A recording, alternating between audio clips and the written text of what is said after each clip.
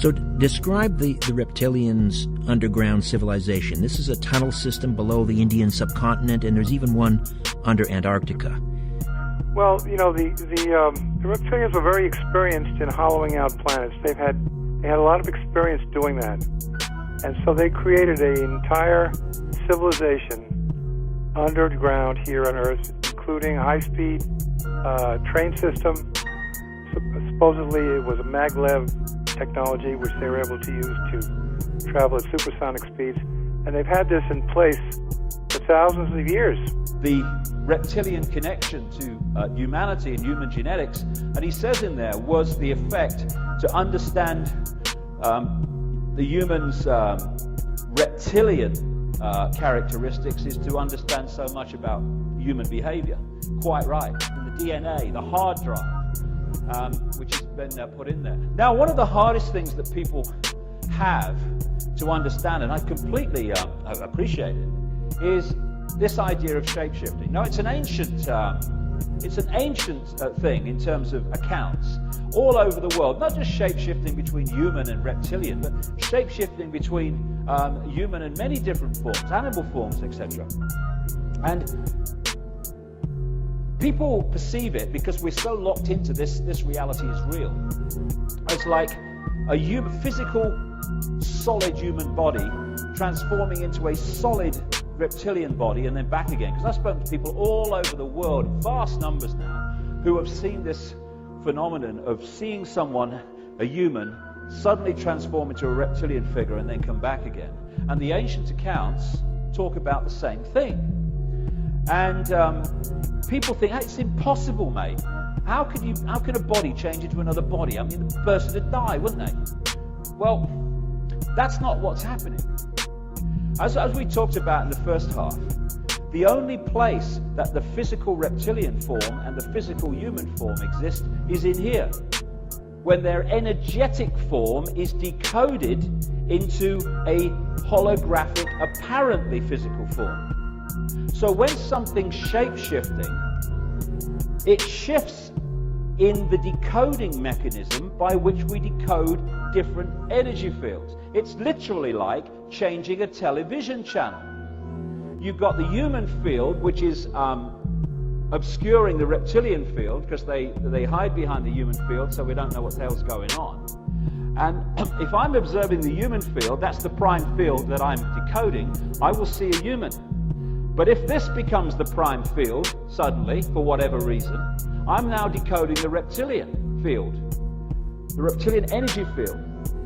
What is happening in my decoding system in my mind is I'm seeing a human physical form, reptilian physical form, human physical. Did you see that? Bloke's just changed into a bloody lizard. Very, very interesting, because according to Thompkins, the Navy was being helped by Nordic extraterrestrials. That throughout this entire period in the 1950s, he says that there were Nordic extraterrestrials that actually had infiltrated into the Douglas Aircraft Company and were giving Thompkins assistance in coming up with the designs for these battle groups. And basically they were doing this because they wanted the United States to develop its own space program to be a counterweight to the program that had been developed in conjunction between the Nazis and the reptilian extraterrestrials. Because basically it's like in the kind of galactic politics, the reptilians and the Nordic extraterrestrials typically on the other competing sides in various galactic conflicts, and the Earth was drawn into this, and so throughout the Second World War, while the Nazis were being overtly helped by reptilians, the Allied forces were being covertly helped by these Nordic extraterrestrials, and that continued throughout Thompkins' time at Douglas Aircraft, and he kind of discusses that in great detail in his book Selected by Extraterrestrials. Well, and he's got kind of two different problems on his hands. Number one, he has got documents, and number two, he's got the rest of it by memory, because that was his job in 1942 to 1945, was to remember these things. Why hasn't he been silenced, or is he part of the disclosure that the government is trying to impose? Well, this is very interesting because he says that what happened was that in 2001, he approached a Navy admiral who was the executive director of a group called the Navy League, right, a national organization, and the Admiral Hugh Webster, he looked at what Thompkins had written. Thompkins at the time had written about a third of his book, and basically told Thompkins, yes, go ahead and tell your story, reveal everything that happened to you. So he didn't try to shut down Thompkins at all. It was like Thompkins was given the go-ahead to reveal everything. And ever since that time, Thompkins has continued to have the support of the Navy.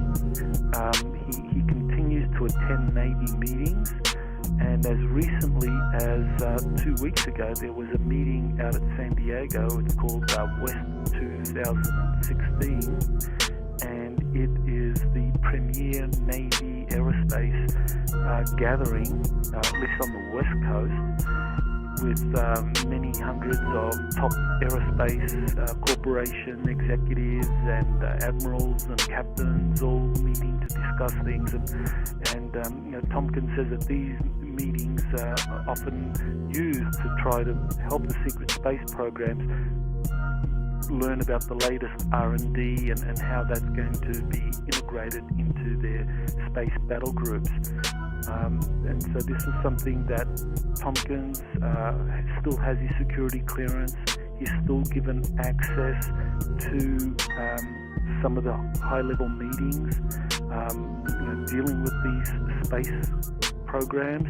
And Thompkins has agreed with me when I've asked him, well, does this mean that you're part of a U.S. Navy sanctioned disclosure initiative? He said yes. Well, and that's my point. Here he's attending these meetings. He still has his secret clearance that he needs to attend these meetings with. His book, which is titled Selected by Extraterrestrials, they are aware of this.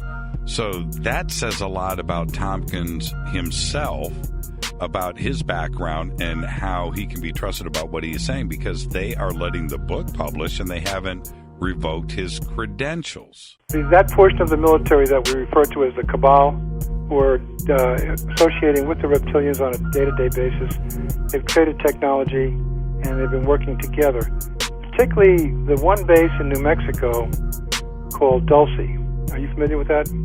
Oh yes, that's that's something that's come up many times in this program. Well, so you know that it is a 7-level complex, and at the lowest levels they have very similar to what we've been talking about in terms of the Eloi and the Morlocks. They literally are using humans down there as experimental and using them to do horrible experiments on the 7th level and below, and the 6th and 7th level below the ground. So that exists, and according to Phil Schneider, who worked on these underground colonies, worked on these underground tunnel systems, there are about 130 of them around the world. And and they all seem to intersect with the older tunnel system that the reptilians first built when they first came here. The reptilians are the ones you have to watch out for, Ozzy. The others are inconsequential. Gotta be kidding. Now you can't say stuff like that. Get your head out of your... Up front now, the former Pentagon military official who ran the covert government program up until this last November, Luis Elizondo. Luis, thank you so much for your time tonight. I mean, first, tell us what the purpose of the program was and why it was so secretive. Sure. The purpose of the program, Advanced Aerospace Threat Identification Program, was really designed to do just that. From a national security perspective, identify those things that we see, whether we see them electro-optically, we see them with radar, we see them as eyewitness reports, through a myriad of different ways and avenues that we receive the information, and try to ascertain and determine if that information is a potential threat to national security, in a nutshell. So what did you find? Well, we found a lot. I think it's probably been a little bit mischaracterized in some of the social media you see and what people put out, because a lot of times when we don't have a lot of information, we tend to fill in those gaps with what we think is logical. And there's still, by the way, a lot we really don't know. I think what's important is that we have identified some very, very interesting anomalous type of aircraft. Let's call them aircraft. Things that don't have any obvious flight surfaces, any obvious forms of propulsion, and maneuvering in ways that include extreme maneuverability beyond, I would submit, the healthy G-forces of a human or anything biological. Hypersonic velocities, low observability, positive lift, again, seemingly in defying the laws of aerodynamics.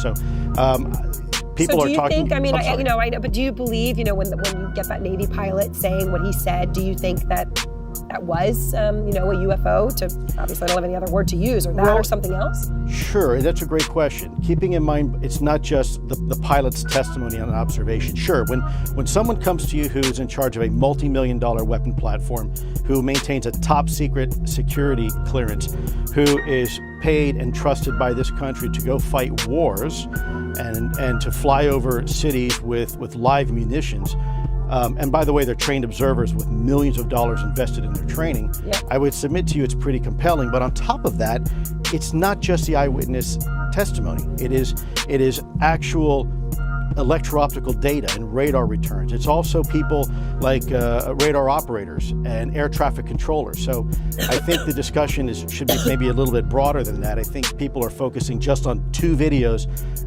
coming from a set of F-18s when really it's a lot more than that. We know from ancient legend of the books of Enoch that there was a group of angels who descended to earth in violation of divine law. They introduced to humanity ways, means, knowledge, which we would understand today as science and technology. These angels were in human form. They were called in Hebrew Ishim, which means men. They looked just like us.